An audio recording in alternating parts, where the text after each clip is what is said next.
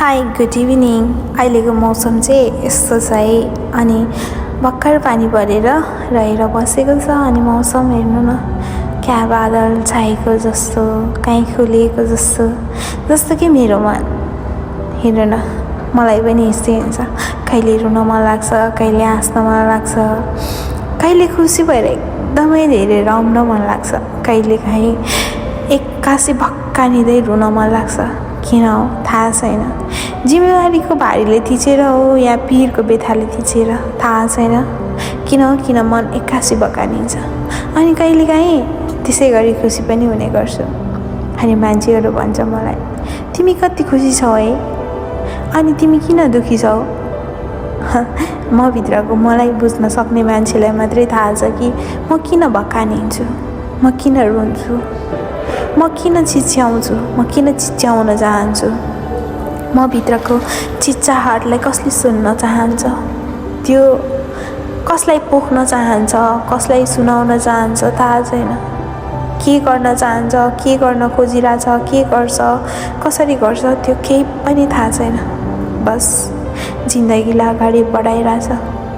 जिन्दगी लडेको छ, भाँचिएको छ, फेरि जोड्न खोजिरहेछ, लडेको छ, उठ्न खोजिरहेछ, जिन्दगीलाई उठाउन खोजिरहेछ, जिन्दगीलाई उठाउन खोजिरहेछु। यत्तिकै हार मान्न चाहिँ सक्दिनँ म। जस्तो होस्, परिस्थिति जति नै कठिनाइ आए पनि अगाडि बढ्छु भन्ने हिम्मत चाहिँ राखेको छु। खै बेला बेला किन भक्कानिन्छु त्यो चाहिँ मलाई पनि थाहा छैन। सायद मनमा अनेक कुरा खेल्छ। कसैलाई भन्न नसकेको कथाहरू आफै मनभित्र खेल्छ अनि आँसु बनेर बाहिर निस्किन्छ। अनि भन्छ, तिमी केटाकेटी हो। म भित्र केटाकेटीपन पनि छ। म केटाकेटी पनि हो अनि म मेच्योर पनि छु। कुन परिस्थितिमा कस्तो निर्णय लिनुपर्छ भन्ने पनि थाहा छ मलाई। तर पनि बेला बेला त्यो बचपन आइहाल्छ जहाँ म एकदमै माया पाएर हुर्केको छोरी, जहाँ दुःख भनेको देख्दै नदेखेको छोरी अहिले आएर दुःखहरूसँग सङ्घर्ष गर्दै गर्दा, दुःखहरूसँग फाइट गर्दै गर्दाखेरि घरिघरि थाक्नु त स्वाभाविकै हो नि, होइन र? यसो भन्ने गर्दा मेरो फ्यामिलीलाई टेन्सन हुनसक्छ, कति पिरमा छ भन्ने हुनसक्छ। तर तपाईँको छोरी हार मान्नेमा चाहिँ छैन। यति बुझ्नुहोस्, उसको अहिलेको परिस्थिति कठिन छ तर असम्भव पनि छैन।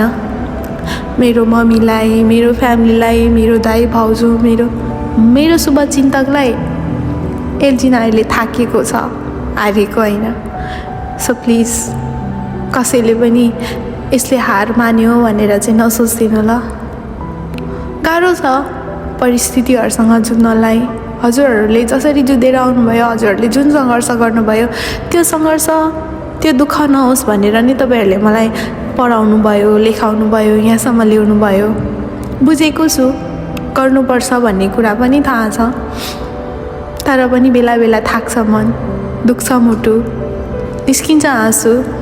चिन्ता नगर्नु है, तपाईँको छोरीले यति सजिलै हार मानेको भनेर चाहिँ नसोच्नु है।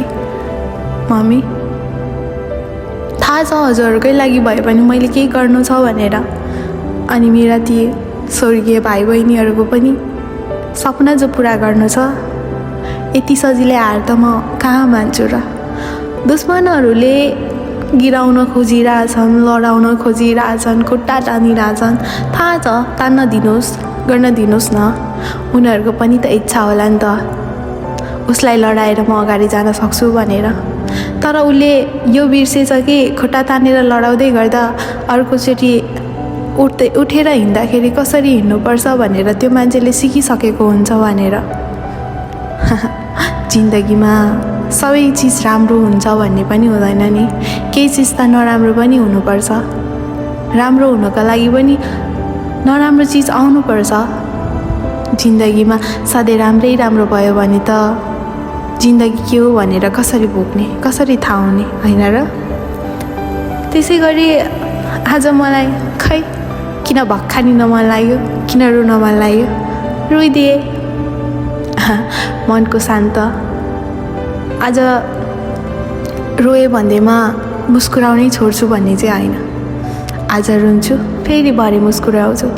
जसरी मौसमले बादल बनेर पानी बनेर बर्से जसरी मेरो पनि त मन आँसु झरेपछि त्यस्तै गरी खुल्ने गर्छ।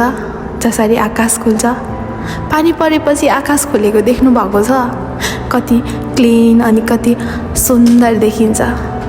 जहाँ रातिमा हेर्दा चन्द्रमा अनि दिउँसोमा हेर्दा सूर्य देखिन्छ। हजुरको छोरी पनि त्यस्तै हो। थाहा छ हजुरलाई मेरो रुन्ची छ भनेर। परदेशको ठाउँमा छु, एक्लै छु, आँसु त झरिहाल्छ नि कहिलेकाहीँ, तर पनि हजुरहरूको साथमा, हजुरहरूको मायामा एकदमै रमाएर सम्झेर, हजुरहरूको माया सम्झेर बसेको छु नि। चिन्ता नगरी बस्नु है, हजुरको छोरी एक दिन सफल हुनेछ। सफल नभए पनि हजुरको छोरीले हजुरको शिर झुक्ने काम गर्ने छैन। बाबा आमा, हजुरहरूको उमेर ढल्किँदै गर्दा मेरो उमेर जवान हुँदैछ। थाहा छ गर्नु धेरै छ, गर्न सकेको छैन, त्यही पनि प्रयास जारी छ। हजुरहरूलाई दुःख दिने मन छैन, हजुरहरूको अगाडि रुन मन छैन, तर पनि बेला बेला आँसु झर्छ, भक्कानिन्छु, भगवान्लाई सम्झिन्छु, हजुरलाई सम्झिन्छु, भगवान् रूपी मेरो फ्यामिली छ भनेर सम्झिन्छु। मेरो साथमा कोही होस् या नहोस्, मलाई हजुरहरू भए त्यति नै मेरो लागि काफी छ। ठिकै छ, दुःखहरूको सङ्घर्षहरू, दुःखहरूको दिनहरूलाई कटाउँदै केही खुसीका क्षणहरू, केही खुसीका पलहरूलाई पनि मैले जिरहेको छु। परदेशमा दुःखै दुःख हुन्छ भन्ने पनि हुँदैन नि, सुख पनि हुन्छ। यति भन्दै आजको लागि चाहिँ म पनि बिदा हुन्छु ल। अनि आजको मेरो भिडियो चाहिँ यस्तै भयो। मैले दिउँसो भिडियो बनाउन सकिनँ, खै के भयो भयो। त्यसैले आजलाई चाहिँ यति नै। यही भिडियो हेरेर लाइक कमेन्ट गरिदिनु ल। फेरि पछि आउँछु नि म हजुरहरूको सामने यस्तै भिडियो लिएर हजुरहरूको साथमा रुनको लागि है। दुश्मनलाई पनि त खुसी बनाउनु पर्यो नि, होइन र? मरुको देखेर दुश्मन खुसी हुन्छ भने उसको पनि त खुसीको हामीले इज्जत राख्नुपर्छ। त्यही नै भनेर बेला बेला सोसियल मिडियामा देखाउने गर्छु, धेरै चाहिँ होइन, दुश्मनलाई अलिक खुसी बनाउनुको लागि भन्दै आजको लागि चाहिँ म पनि बिदा हुन्छु ल। लाइक कमेन्ट अनि सेयर सब्सक्राइब गरिदिनु ल। Thanks for watching, bye by.